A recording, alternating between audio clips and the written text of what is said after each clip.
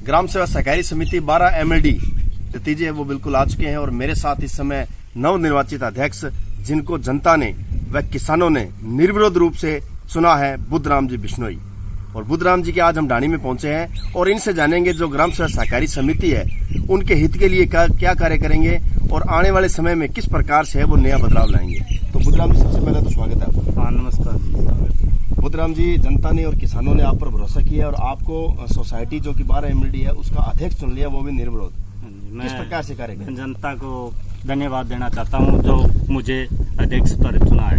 धन्यवाद करना चाहता हूँ जो हमारी कवरेज करने के लिए ढाणी में आए हैं, इनका भी शुक्रिया अदा करना चाहता हूँ। बुद्धराम जी, लंबे समय से आप राजनीति में सक्रिय थे, कई राजनेताओं के साथ आपकी उठ बैठ थी, अब उसका किस प्रकार से जनता को फायदा दिलाओगे आप? सर, मैं आगे आने वाले समय में बहुत ज़्यादा जनता को फायदा करवाना चाहता हूँ। जैसे DAP है, यूरिया है, ये जनता को लाइन में लगना पड़ता है। गड़साना बहुत बड़ी बड़ी लाइनें लगते हैं, अभी हाल में बहुत बुरा हाल है। तो मैं ये उम्मीद मैं करता हूँ कि आने वाले समय में ऐसा नहीं होगा। हम हर व्यक्ति को यहाँ साथ लेके और कोशिश करके DAP यूरिया जो यहाँ सोसाइटी पे ही उपलब्ध कराएंगे और किसी की जनता को भटकना ना पड़े। बुद्धराम जी, हालांकि आप अध्यक्ष तो आज चुने गए हो, लेकिन इससे पहले 1.5 साल पूर्व में भी आपने सोसाइटी के व किसानों के हित में कई कार्य करवाए थे। लेकिन अगर बात करें तो जैसे अभी हमने देखा है कि ज्यादातर सोसाइटियां हैं वो अंधेरे की जिंदगी जी रही है, वहाँ पर सही मायने में जो अध्यक्ष है वो अपनी भूमिका नहीं निभाता है। आप किस प्रकार से काम करोगे? सर, मेरा भी ये यहाँ सोसाइटी हमारे निचले स्तर पर चली गई, क्योंकि पहले अध्यक्ष थे वो अनपढ़ थे। तो हम यही सोचते हैं कि इस सोसाइटी को उभारें और इसमें जैसे कृषि यंत्र हैं उनको लेके आएँ, किसानों को फायदा होगा। DAP है, यूरिया है, जैसे फर्टिलाइजर खाद बीज है वो अच्छी क्वालिटी के हम यहाँ लेके आए। दूसरा, जो उचित मूल्य की दुकान है वो भी हम यहीं लेना चाहते हैं।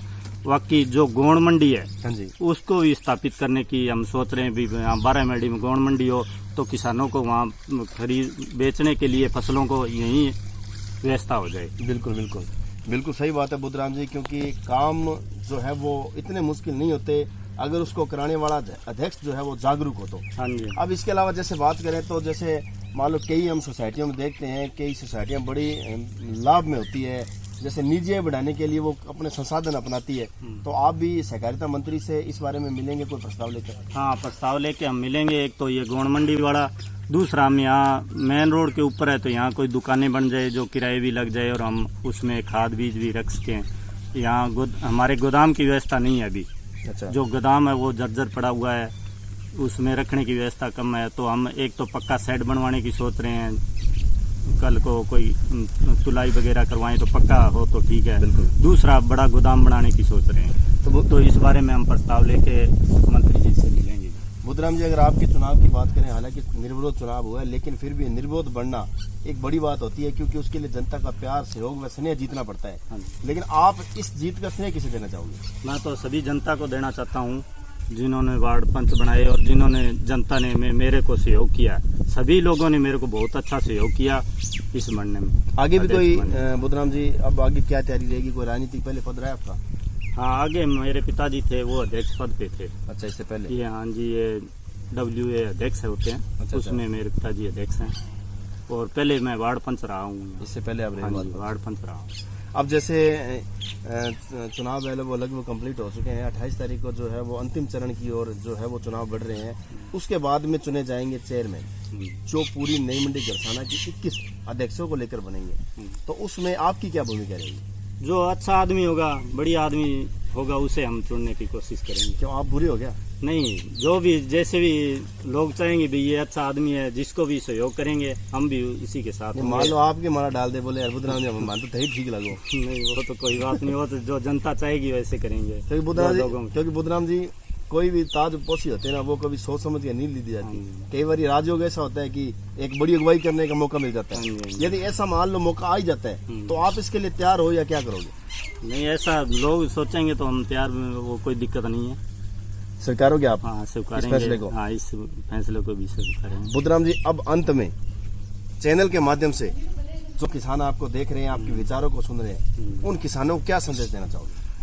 मैं तो उनको कहना चाहूँगा अभी आगे बढ़िया काम करें और ये सोसाइटी को, ये किसान से जुड़ी हुई सोसाइटी होती है, इसमें खाद बीज डीएपी वगैरह सभी व्यवस्था हो, किसान को मंडियों में मत भटकना पड़े, यहाँ अपनी व्यवस्था हो जाए तो बहुत बढ़िया है। बाकी एक बात कहना चाहता हूँ राजस्थान सरकार से, जो ये पानी की व्यवस्था कर रखी है अपने यहाँ पक्का एरिया है और पानी की बहुत ज्यादा दिक्कत है। जो रेगुलेशन बनाते हैं ये 1 महीने का, 20 दिन का, 25 दिन का बनाते हैं, जिससे खड़ी फसलें हमारी बर्बाद हो जाती है। जैसे अभी मूंग ग्वार नरमे की सारी फसलें बर्बाद हो गई एक बारी से।